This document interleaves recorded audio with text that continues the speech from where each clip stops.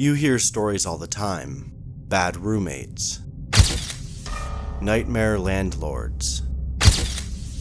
Sketchy tenants. But what I experienced living in that house, what was happening in that basement apartment, was so disturbing I still struggle to talk about it.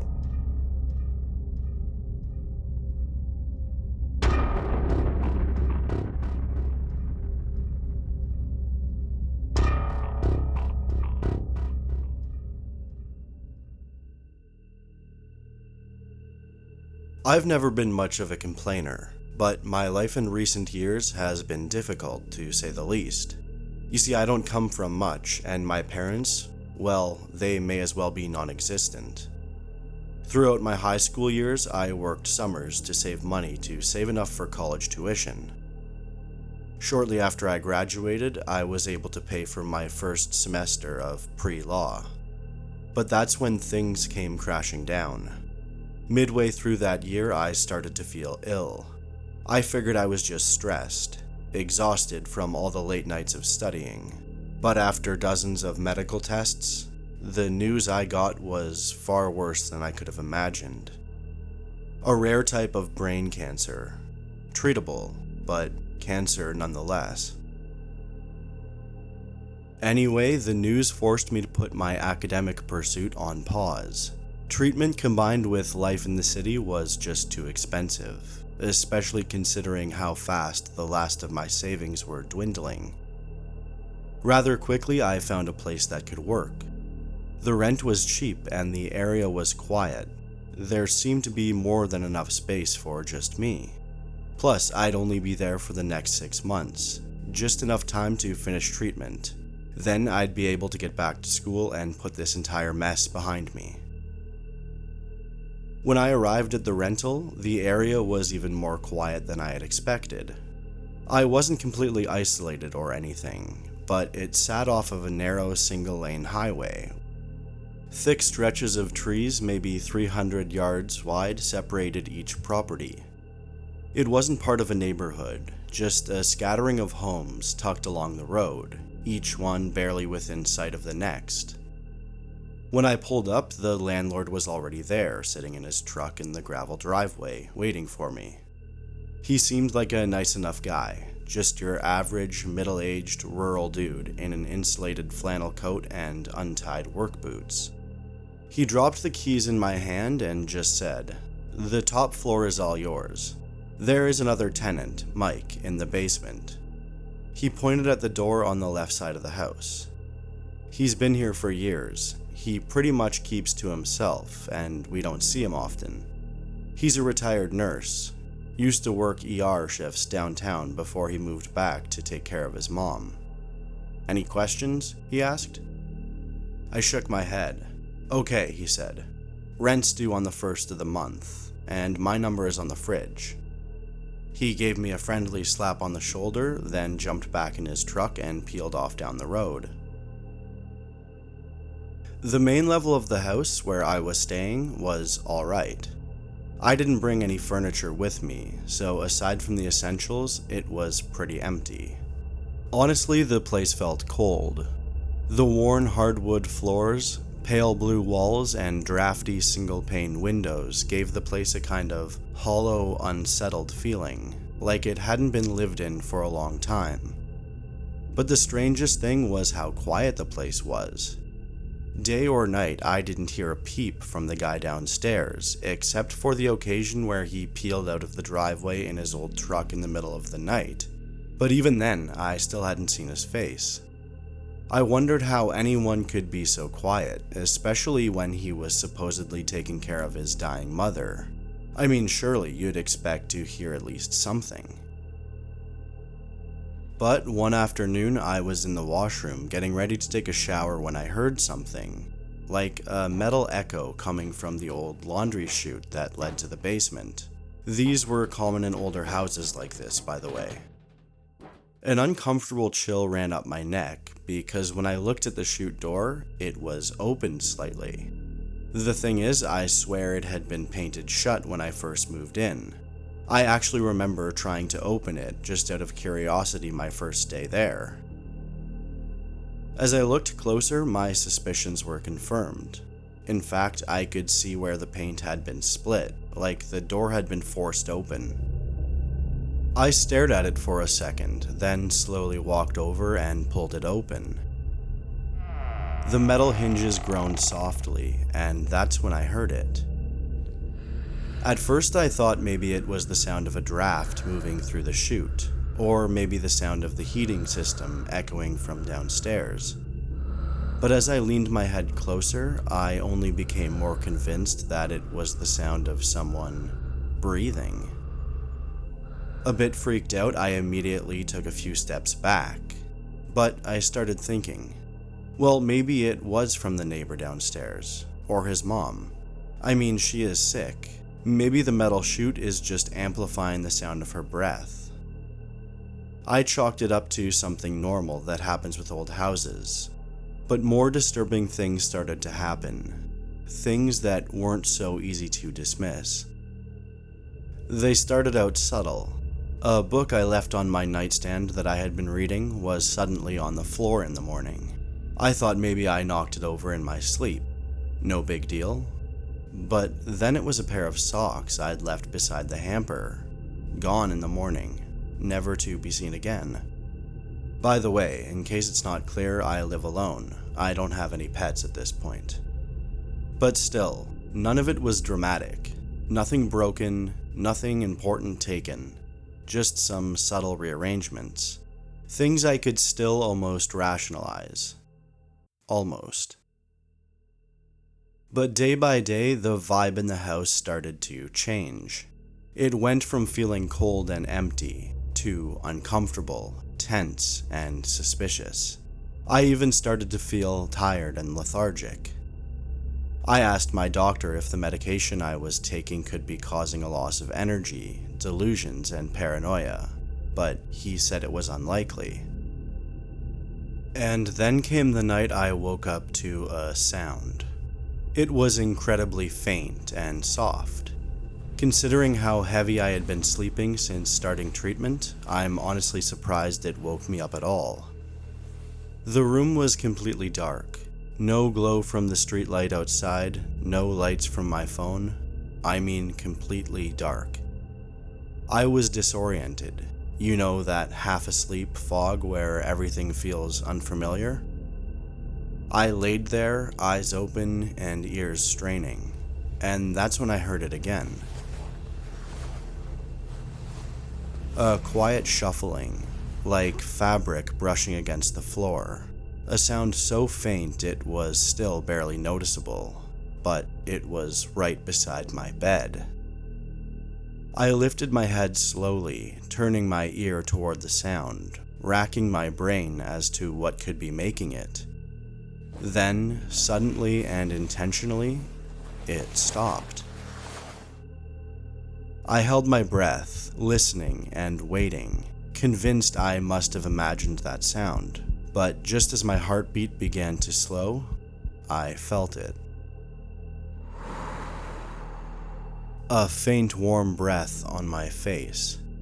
Time slowed down as adrenaline rippled through me and every hair on my neck stood up. Before I could even think, I sat up, my whole body jolting forward. In that same instant, I felt and heard it. Movement. A sharp, shuffling retreat, quick and unnervingly quiet, like something darting back on all fours. I couldn't see it. The room was still pitch black, but the direction of the sound was clear. It moved fast, from the side of my bed toward the doorway. I lunged for my phone, fumbling for the flashlight, but by the time I got it on, the room was empty. I got out of bed, my legs stiff and shaky beneath me, and stepped out into the hallway with my phone light sweeping ahead of me. Every corner felt sharper in the dark, every shadow heavier. I checked the front door, but it was still locked. The windows still latched from the inside. I opened every closet, looked behind the shower curtain, even crouched down to peek under the bed, but there was nothing. Finally, I stood at the top of the basement stairs. That door was still locked and sealed. The place was quiet, just the usual hum of the fridge and the faint ticking of the clock on the wall. I didn't sleep for the rest of the night. I just sat in the living room, staring down the hallway, waiting for something else to happen, but nothing did. By morning, I felt like hell. I was exhausted, foggy, emotionally raw. My mind kept replaying that moment. The breath on my face, the sound of someone moving in my room. But the more I thought about it, the more ridiculous it sounded. I mean, who could even get in here? The front door was locked. No broken windows, no sign of forced entry. Still, I couldn't shake the feeling that it had happened. Not a dream, not a trick of the dark. I knew what I felt, what I heard. But that was the part that scared me the most. Because if no one else had been in that room, then what was wrong with me? Was I losing it? Was the stress and medication messing with my mind? Was I finally cracking under everything I had been trying to hold together? I thought about calling someone, a friend, the landlord, my doctor. But what would I even say? Hey, I think someone breathed on me last night? So I said nothing. But then it happened. A few days later, I was just stepping out of the shower when I heard it again. A slow, rhythmic breathing coming from the laundry chute. I froze, water still dripping from my hair, towel half tucked around my waist. It was louder this time. There was no mistaking it. I turned slowly, staring at the small hatch door next to the sink, the same one I'd found cracked open just days ago.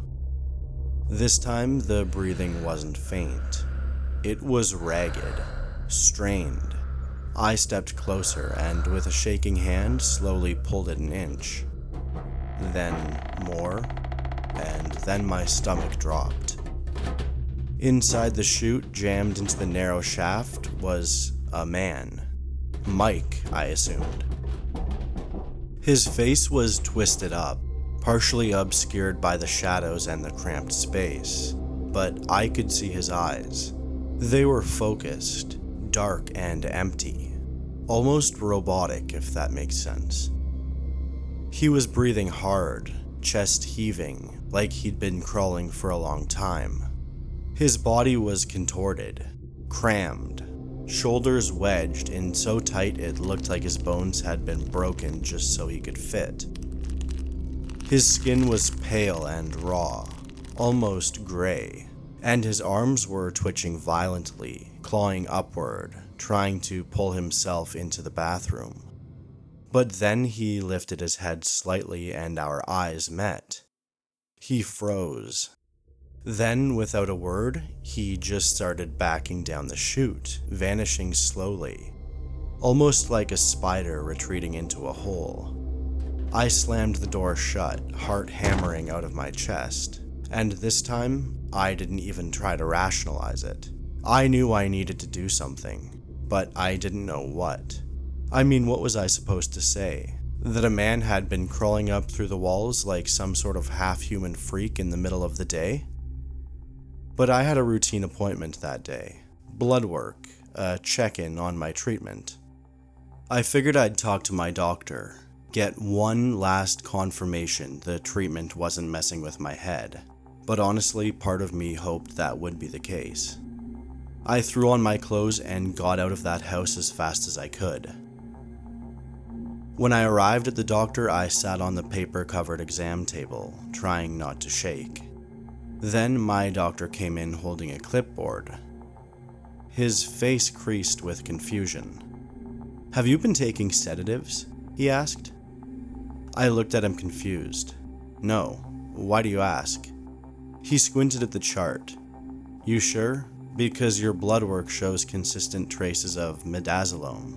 It's a strong, fast-acting benzodiazepine." I felt something cold twist in my stomach. Midazolam. It wasn't part of my treatment. Hell, I'd never even heard of it before. I looked up at my doctor. How long would something like that stay in my system? I asked. Depends on the dosage and frequency, but the levels we're seeing, it seems like you've been getting a large dose for at least a few days. And right then, it all locked into place. The fatigue, the disorientation, the way I'd been sleeping so deeply, the brain fog. He'd been trying to sedate me. Mike had been drugging me. I called the police right there from the parking lot. Didn't even go back to the house. Within 24 hours, the place was crawling with officers. Crime scene tape, full investigation mode. A few days later, I saw the headline on local news. Landlord and tenant arrested in black market organ operation. Victims targeted through online rental listings. Sedated over time. Organs removed and sold out of a makeshift basement clinic. One survivor came forward after discovering the plot. I was that survivor. Turns out Mike really had been a nurse. Lost his license years ago for stealing morphine. His sick mother never existed. That was just a story they used to put the tenants at ease. Make sure they didn't suspect anything. Oh, and the landlord that I met in the driveway? He was in on the whole thing. He'd been doing this for years to anyone who rented the upstairs unit. The night I found him in the chute, he was done waiting. See, I had been waking up, catching him in the act before he could inject me with a full dose. That was him in my room that night I woke up. If I'd stayed one more night, if I hadn't gone to that appointment, I'd be gone. Hey everyone, I hope you enjoyed this story. If you did, please consider liking this video and subscribing to the channel if you want to see more content. Anyway, I appreciate everyone watching and we'll see you next time. Cheers.